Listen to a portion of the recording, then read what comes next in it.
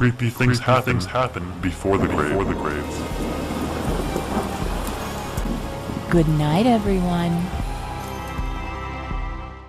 Annabelle Creation is the newest movie in the Conjuring franchise. I am a huge fan of this franchise, but I will have to admit that the first Annabelle movie, which I thought would be the origin story of Annabelle, was garbage. So I was very excited when I saw the trailer for the Annabelle Creation movie. I thought, yes, finally a good origin story. Although I have to admit, origin stories tend to ruin franchises, but movies like Ouija, Origin of Evil were awesome and actually better than the original movie. I brought this up because the character Linda is played by Lulu Wilson, who is actually one of the main characters in Ouija, Origins of Evil, and she's super creepy and super awesome. I also was annoyed when I was charged $10.25 for this movie. The usual price is $8.25, but since it was an early premiere, they charged me weekend premiere pricing. I'm still mad about that. Sorry, just had to vent that. Annabelle Creation was directed by David F. Sandberg, who is known for Lights Out. This is a good movie, but falls short a little bit in the end. Sandberg has a number of creative short horror films, all of which can be found on YouTube, and I do recommend that you watch them. His play on color grading and lighting and camera moves makes his films seem a little bit more real, and I love them. This movie, however, is a bit more Hollywood and differs greatly from the style of his short films. The film started out great. It was creepy, with jump scares, everything you could want from a horror movie, and definitely fell in line with the rest of the movies in the Conjuring series.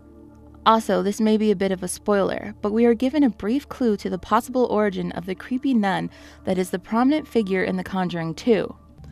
It suggests that she is from Romania, and I believe this was a hint to possible Conjuring 3, where the nun is the main focus. But during the last half hour or so, the film's tone just completely changed.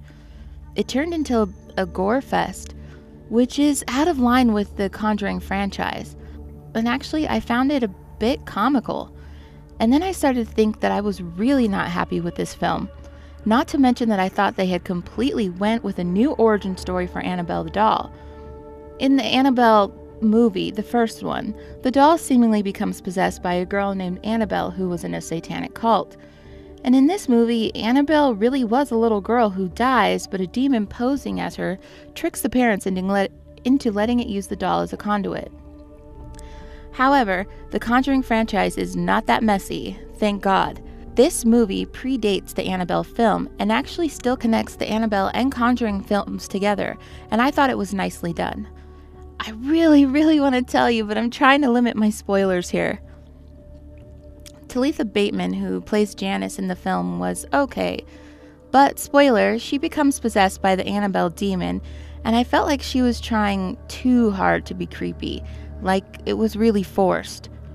The other actors in the film were pretty good, and I hate to trash talk someone, but I used to think Anthony LaPaglia, who plays Mr. Mullins, was kind of hot.